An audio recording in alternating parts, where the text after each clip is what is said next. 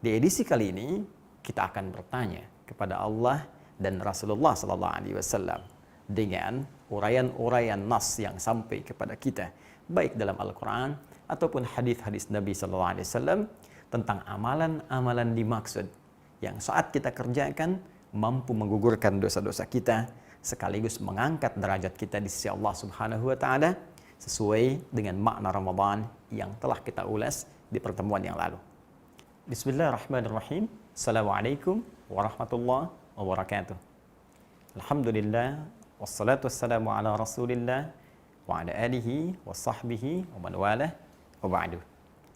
Pada edisi yang lalu kita telah mengupas tuntas tentang makna kata Ramadan yang dipilih oleh Allah Subhanahu wa taala untuk menjadi waktu ditunaikannya puasa dengan firman-Nya di awal ayat 185 surah Al-Baqarah itu. Syahrul Ramadan alladzi unzila fihil Quran. Waktu saat kita diminta menunaikan puasa itu yang diwajibkan hukumnya selama 1 bulan penuh adalah bulan Ramadan. Kita telah uraikan bahwa Ramadan mengandung arti sesuatu yang terik membakar. Ramadan memberikan makna bahwa berpeluang dosa-dosa kita diampuni, dibakar habis, dihanguskan dengan amalan-amalan yang kita kerjakan selama kita menunaikan puasa. Di edisi kali ini kita akan bertanya kepada Allah dan Rasulullah SAW dengan uraian-uraian nas yang sampai kepada kita baik dalam Al-Quran ataupun hadis-hadis Nabi SAW tentang amalan-amalan dimaksud yang saat kita kerjakan mampu menggugurkan dosa-dosa kita sekaligus mengangkat derajat kita di sisi Allah Subhanahu wa taala sesuai dengan makna Ramadan yang telah kita ulas di pertemuan yang lalu. Di antara sekian amalan itu ada yang menarik yang disampaikan oleh Nabi SAW yang kemudian dihimpun oleh Al-Imam Al-Bukhari dalam hadis sahihnya, hadis riwayat Al-Bukhari ya, pada pembahasan kitab Shiyam nomor hadis ke-37 itu ya, dalam rawi sahabat Abu Hurairah, Abdurrahman bin Sakhr yang punya kunyah disebut dengan Abu Hurairah. Kita temukan dalam hadis ini Nabi memberikan satu pesan yang sangat singkat dan padat, senafas dengan kalimat pesan Ramadan yang pernah kita bahas di pertemuan yang lalu. Nabi sampaikan, man qama Ramadhana. Baik, perhatikan baik-baik. Di pertemuan yang lalu kita pernah tuliskan man shoma Ramadhana. Dalam hal hadis ini Nabi menyampaikan man qama. Baik. Man qama Ramadhana. Masya Allah. Imanan wa ihtisaban. Imanan wa ihtisaban. Ghufira lahu ma taqaddama min dhanbi. Ini poinnya. Ghufira lahu ma taqaddama min dhanbi. Masya Allah. Allahu Akbar. Baik, di edisi yang lalu kita pernah pelajari, Nabi pernah menyampaikan man shoma Ramadhana. Siapa yang mampu menunaikan puasa Ramadan itu, ya, imanan wa ihtisaban, dia tunaikan dengan penuh kekuatan iman, diwujudkan dengan banyak mengerjakan amal saleh, wa ihtisaban, dia ukur-ukur amalan-amalan itu supaya ikhlas dia tunaikan karena Allah. Jika ia mampu kerjakan itu, bonusnya ghufira lahu ma taqaddama min dzambi. Maka Allah akan berkenan menggugurkan, mengampuni, membakar, menghanguskan sesuai dengan makna Ramadan itu ya, semua dosa-dosa yang pernah ia kerjakan dari mulai baligh sampai dia masuk ke waktu Ramadan itu. Nah, sekarang di antara amalan saat puasa itu, apa yang bisa kita kerjakan sehingga makna Ramadan menggugurkan, menghanguskan dosa-dosa itu bisa kita raih, sekaligus wujudnya berupa ampunan Allah Subhanahu wa taala bisa kita dapatkan.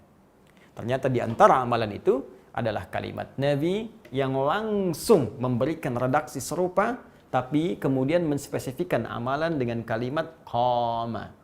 Perhatikan kalau Anda jeli melihat semua urutan ini sama. Ramadhana imanan wa ihtisaban ghufira lahu ma taqaddama min dzambi. Sama persis dengan kalimat sebelumnya. Anda lihat uraian saya dalam edisi-edisi yang lalu maka Anda bandingkan dengan tulisan yang lalu, Anda akan temukan kalimat ini sama. Yang berbeda hanya di sini. Bila yang dulu shama, puasa, yang ini qama. Ya, qama, qiyam. Tidak disebutkan kalimat-kalimat qama, qiyam dan turunannya, derivasinya. Aqama, yuqimu, iqamah, aqimu, yuqimun, kecuali dipahami dengan satu makna, yaitu salat. Ya, yaitu salat. Ya, karena itu kalimat-kalimat salat yang berupa ibadah dibuka dengan takbir, ditutup dengan salam, yang terkandung dalam Al-Quran dan hadis-hadis Nabi SAW, seringkali perintahnya diawali dengan turunan kata qama ini. Ya, qama bisa qiyam, bisa aqimu, aqama, yuqimu, yuqimun.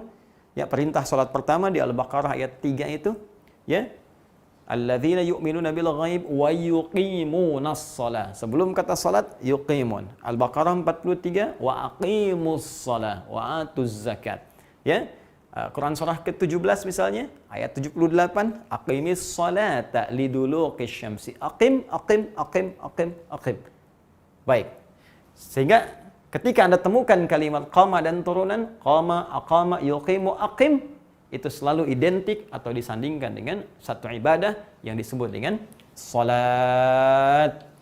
Dan pernah saya jelaskan di pertemuan lalu, kalimat qama, qiyam, aqim menunjukkan kesempurnaan. Seakan-akan Allah yang memberikan gambaran, Nabi ingin menegaskan, jangan sampai sekedar sholat, tapi sholatnya tunaikan dengan sempurna. Baik, kembalikan ke sini. Jadi kita bisa terjemahkan, man, siapapun, laki-laki, perempuan, besar, kecil, tua, muda, sepanjang dia beriman, punya kualifikasi menunaikan ibadah puasa. Kemudian saat di waktu Ramadan itu, qama, dia menunaikan ibadah salat Ramadan yang spesifik khusus ditunaikan pada bulan Ramadan. Masya Allah. Jadi ada salat yang sangat dikenal, dikerjakannya di Ramadan. Ya, di waktu-waktu lain, ya kita bisa tunaikan salat di malam hari. Cuma yang ini spesial. Ya, Ramadan lebih aktif lagi, Ramadan lebih banyak lagi. Sehingga seakan-akan salat itu di masyarakat luas dikenal dengan, wah ini spesifik dengan Ramadan nih. Waktunya datang saat Ramadan. Walaupun sesungguhnya sholat malam di luar Ramadan pun bisa kita kerjakan. Ya, sholat siang juga banyak dikerjakan. Tapi yang ini, orang melihatnya ini spesifik Ramadan nih. Ini spesifik Ramadan. Masya Allah. Jadi ada amalan khusus di bulan Ramadan berupa sholat dan disandingkan dengan kalimat Ramadannya. Seakan-akan memberikan isyarat kepada kita, sholat ini tidak biasa. Yang kalau Anda kerjakan dengan benar, maka dampak Ramadan akan muncul di situ, membakar semua dosa-dosa yang pernah kita kerjakan sebelumnya. Dari mana taunya? Ini lihat kalimat akhirnya. Ghufira lahu ma taqaddama min dzambi. Ya, man qama ramadhana, siapapun yang mampu menunaikan salat di saat-saat hari-hari Ramadan itu, imanan wahtisaban, dengan penuh kekuatan iman, amalannya benar, wahtisaban, penuh keikhlasan, ghufira lahu ma taqaddama min dzambi, maka akan berpeluang diampuni oleh Allah Subhanahu wa taala, dibakar habis ma taqaddama min dzambi, seluruh dosa-dosa yang pernah dikerjakan itu. Nah, sekarang kita kembalikan apa yang dimaksud dengan salat ini? Ya. Dari kata ini ulama kemudian menurunkan penamaan yang mereka namakan dengan qiyam Ramadan. Qiyam Ramadan. Ya, menunjuk pada sifatnya. Karena Nabi mengatakan qama Ramadhana, menunaikan salat ya yang spesifik dikerjakan di waktu Ramadan. Maka ulama mengistilahkan salat ini disebut dengan qiyam Ramadan. Apa yang dimaksud qiyam Ramadan ini? Kapan waktunya? Bukankah salat subuh juga qiyam? Bukankah salat zuhur juga qiyam? Bukankah salat duha juga qiyam? Ya, sama-sama salat, sama-sama kita kerjakan. Nah, hanya ketika Nabi menambahkan kalimat Ramadan di sini, nampaknya menunjuk sesuatu yang spesifik yang jarang-jarang dikerjakan di luar Ramadan. Maka dilacak oleh para ulama, dibandingkan dengan kegiatan-kegiatan sebelumnya, maka mereka simpulkan, salat ini yang sering dikerjakan oleh Nabi, diikuti oleh semua orang Islam di zaman Nabi, sampai setelahnya, yang paling konsisten banyak dikerjakan saat Ramadan, yaitu sholat di waktu malam Ramadan. Malam Ramadan. Ya. Ini yang paling menarik. Ada salat yang menjadi ciri khas dikerjakan di bulan Ramadan, waktunya malam. Ya, kalau salat duha waktu siang, ya orang-orang ada yang duha, ada yang tidak. Syuruk, ada yang syuruk, ada yang tidak. Tahajud, ada yang tahajud, ada yang tidak. Gambaran umumnya, ya. Baik. Tapi yang paling menarik, kalau ini ketika tiba Ramadan, maka banyak orang mengerjakannya. Waktunya ternyata setelah diteliti malam. Diistilahkan dengan kalimat qiyam. Ini yang disebut dengan salat qiyam Ramadan. Salat yang dikerjakan di malam-malam Ramadan, dilakukan waktunya setelah menunaikan salat Isya dan sunnahnya. Baik, setelah menunaikan salat Isya dan sunnahnya. Ini kita temukan bagian pertama. Jadi, ada amalan berupa salat yang dikerjakan setiap malam Ramadan, yang kalau dilakukan dengan benar akan berpotensi menggugurkan seluruh dosa-dosa yang pernah kita kerjakan, dan dari situ akan mendapatkan keberkahan nama Ramadan dengan menghanguskan dan membakar semua dosa itu. Sekarang pertanyaannya, bagaimana cara menunaikan sholat ini? Berapa jumlah bilangannya? Seperti apa Nabi menunaikannya? Dan bagaimana cara kita mengikutinya? Itu yang coba kita akan teruskan dulu. Baik, karena kalimat yang menggunakan kata qiyam atau qama, kemudian dikerjakan di malam hari, maka kita akan melihat petunjuk dari hadis-hadis Nabi sallallahu alaihi wasallam, bagaimana Nabi memberikan petunjuk tentang teknis penunaian salat yang dimaksudkan. Mari kita kembali dulu kepada hadis Nabi sallallahu alaihi wasallam yang diriwayatkan oleh Imam Muslim dalam kitab sahihnya, nomor hadis 749. Rawinya, kalau Anda tak sama mendapati nomornya, cari rawinya yang diriwayatkan sahabat Ibnu Umar radhiyallahu taala anhuma. Baik. Beliau pernah mendapatkan penjelasan dari Nabi sallallahu alaihi wasallam, perhatikan kalimatnya, tentang salat malam. Salatul laili mathna mathna. Wa idza khasya ahadakumul fajra falyutir rak'atan wahidah. Baik, dari keterangan Nabi disampaikan salatul laili, salat malam itu, ya, ini hadis yang riwayat Muslim, nomor hadis 749. Salatul laili mathna mathna. Jika Anda ingin tunaikan salat di malam hari, pertama kata Nabi, silahkan tunaikan mathna mathna. 2 rakaat. Ya.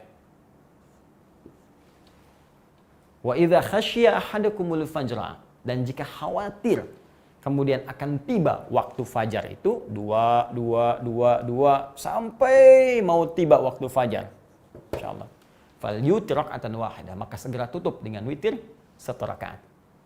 Insyaallah. Kebayang nggak tuh berapa banyak rakaatnya? Dari ba'da isya, ya, sampai kemudian terbuka peluangnya sampai menjelang fajar.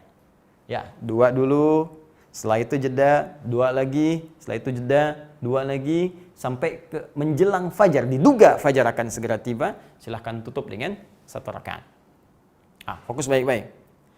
Keterangan hadis ini memberikan dasar kepada kita bahwa sholat malam, khususnya yang ditunaikan dalam malam Ramadan itu, satu, dari segi jumlah bilangannya, Nabi tidak memberikan batas spesifik. Ya, tidak ada batas. Silakan. Yang penting Anda tunaikan dulu. Ya, tunaikan 2 rakaat, jeda dulu. Tunaikan 2 rakaat, jeda dulu. Kalau khawatir fajar tiba, ya mungkin ada yang sholatnya jam 3. Ya kan? Ada yang sholat jam 2. Kalau sholat jam 3 mungkin dapat berapa? 2 rakaat, 2 rakaat, 2 rakaat. Mungkin ada yang 10 rakaat, dapat witir 1 jadi 11. Kalau dari yang jam 2, ya mungkin dapat 20. Kalau dari jam 9, jam 8 atau semampunya, bisa jadi rakaatnya tidak berbilang. Karena itu nanti di kalangan sahabat, ada yang sampai 11, ada yang sampai 23, ada yang sampai bahkan 36. Tambah witirnya kemudian ada yang 1, ada yang 3. Ada yang 40 rakaat. Jadi pertama, dari segi bilangan tidak ada jumlah spesifik yang langsung disebutkan Nabi sallallahu alaihi wasallam, tapi Nabi memberikan dasar tunaikan dengan 2 kemudian istirahat dulu, 2, istirahat dulu, sampai kita merasakan kenikmatan, tutup dengan 1 rakaat sebelum tiba waktunya fajar. Ini kalau kita tanyakan, ya Rasulullah, kalau nggak ada batas nanti setiap orang bisa beda-beda. Nanti ada yang 2, yang penting kata Nabi 2. Salat 2, tutup dengan witir 1. Nanti ada yang 4, tutup witir 1. Nanti di sana ada yang 6, sana ada yang 8, sana ada yang 10, witirnya 1, dan seterusnya. Maka adakah di antara sekian keterangan Nabi itu yang memberikan contoh kepada kita standarnya berapa kalau ingin ngambil standar? Supaya tidak semua orang itu kemudian kreatif mengambil bilangan masing-masing. Walaupun diperbolehkan, tapi kalau ada standar, enak menunaikannya. Maka ditemukan dalam hadis riwayat Abu Daud dari segi bilangan. Ya. Abu Daud. Nomor hadis 1367. Ya, kalau tak sama kemudian cetakan kitabnya, lihat rawinya sahabat Ibnu Abbas radhiyallahu taala anhuma. Ketika beliau menginap di rumah Sayyidah Maimunah radhiyallahu taala anha dan ingin mengetahui kebiasaan Nabi dari sejak bangun tidur sampai sholat malamnya. Maka dikisahkan oleh beliau, ya karena Rasulullah sallallahu alaihi wasallam bermakna adalah kebiasaan Nabi sallallahu alaihi wasallam, idza staiqadha min naumihi, jika bangkit dari tidurnya, fajalasa, beliau duduk sebentar.